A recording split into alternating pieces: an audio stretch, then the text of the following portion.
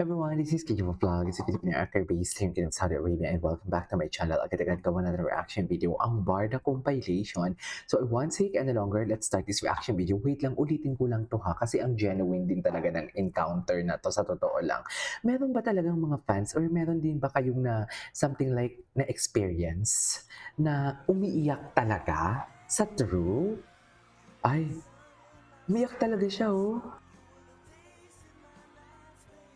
Umiyak talaga siya.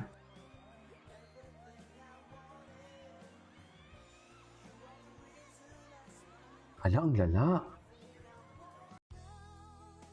Ba't di ka sumama?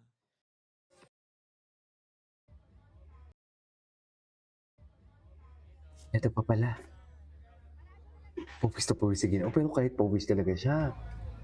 Kahit pawis talaga siya, no? Iba talaga yung atake niya. Take your time. Take your time. Gwapo talaga ni Ginoo. Iba talaga yung aura niya. Kahit sabihin mong pagod siya, pawis siya, iba talaga yung aura niya. Anyways, ay ito pa.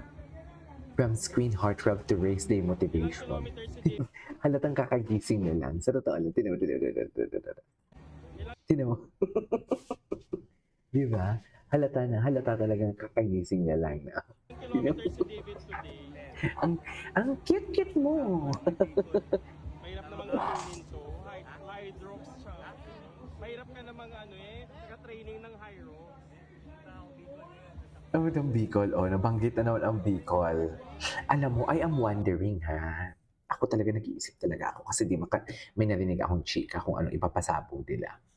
On or before birthday daw ni David Licauco. I am wondering kung ano ang birthday. Or anong birthday? I am wondering kung ano ang ipapasabog nila kay David Licauco. Ano ba to? Katulad na naman ba to sa podcast na parang inisyuhan nila na pinick up ang babae? May ilalabas na naman ba silang podcast? Naalala niyo yung podcast na, asa na yung babae? Sumikat ba? Akala niya naman ikakasira ni Ginoo yun. Pambansang Ginoo kasi yung term niya doon eh. Pambansang Ginoo. So, lahat nag-assume, ang mga tao nag-assume na si David yun. Though, we know talaga na alam natin na fabricated yun. Ginamit nila ang pambansang Ginoo kahit ibang lalaki naman ang kanyang na-meet or na-pick up para lang masira din talaga si David Licauco. Na-debunk na yun ni Mang Barda United actually. Di ba? So baka uulitin nila. Siguraduhin lang nila na hindi masayang ang time natin sa ilalabas silang pasabog. Ay, hello. Ay, sana maulit muli. Iba si Mami Helen Esteban for today's video. Taga saan kaya to si Mami Helen Esteban for today's video? Na ang pag-ibig mo ulit-muli. Go! Natinggaan. Chares! Ganun ba talaga dapat? Ay, sino naman to si ate girl? Mag-ano pa tayo? Ay, hello, ladies and gentlemen. Kung tatanungin ko kayo, kung kayong ginanyan o ano ang mararamdaman ninyo? Aagos ba ang Maria Cristina Falls ninyo for today's video? Sige na, sagutin nyo. Kung kayo ang ginanyan ni Ginoo, hindi po alam mo yung dalawa lang kayo sa silid. Walang mali siya. Basta kasi si Ginoo is Ginoo. Parang alam mo yung wala siyang pakialam sa sasabihin ng iba pero ang gusto niyang gawin is gagawin niya basta komportable lang siya. So what if kung gaganyan si Ginoo sa inyo? Kahit alam naman natin kay Bibi lang lahat yan. Ano ang mararamdaman ninyo? Charis! Ang mga byuda natin dyan ng mga mami, paki-comment down below, nami-miss na ba? Charis! Nakaka-miss ba? Ayan na, yan ang sinasabi ko. Oh. Tapos ang malala pa nito dito kay Ginoo, pa-innocente face siya. Yan talaga ang malala. Pa-innocente face siya, it's always the innocent face talaga. Diba? Nakakainis! Nakakapanggigil.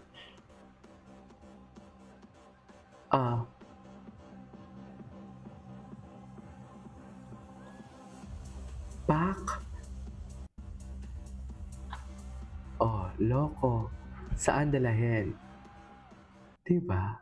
Ay, ano to, Donnie Pangilinan and Bel Mariano? Ay, hello. Ay, bakit may hashtag ni AZ Martinez dito? Anong kinalaman ni AZ Martinez dyan? Yan totoo. Ano ang kinalaman ni AZ Martinez dyan for today's video? Kasi andyan pala si Maring AZ. Okay, kaya naman pala. Okay. Ay, pak. Ay. Alam mo yung mga kanta, ang mga kanta nila multo for today's video. Naalala ko na naman. Actually, totoo din naman, di ba? Kasi di ba si Ginoo, nag-background music ng multo. Si Barbie sinagot ang interview na ang nagpaparamdam sa kanya is multo. Tapos si Ginoo gumamit ng multo na background music. Di ba? It's always the background music din talaga minsan eh. Sa totoo lang. Hanap pa tayo ng ibang, oh my God, hubadero. Ang Ginoo. Ay, what's this? He knows how to reciprocate the love and support. Ay, wait, nag-stop talaga siya. Oo naman. Nag-stop talaga siya.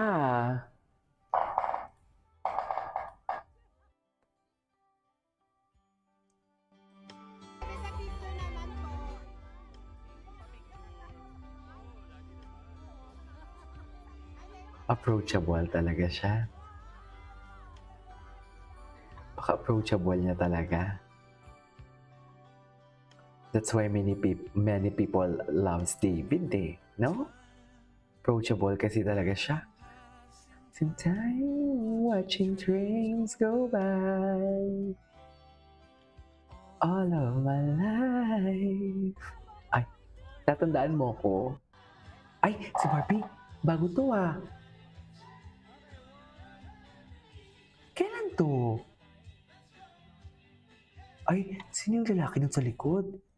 Laki ng arms. Wait, sino yung lalaki sa likod? Laki ng braso, ha? Sino yan? At umalis siya kasi may camera. Nahiya siya. Gwapo sana eh, no? Sayang naman. Ay, grabe, sobrang puti. Barbie Fortesa. Paano kaya kung si Barbie Fortesa biglang, Barbie, pwede ka mo mag-pray? Hello? Toke. Isa sa mga kinatatakot ko yan eh.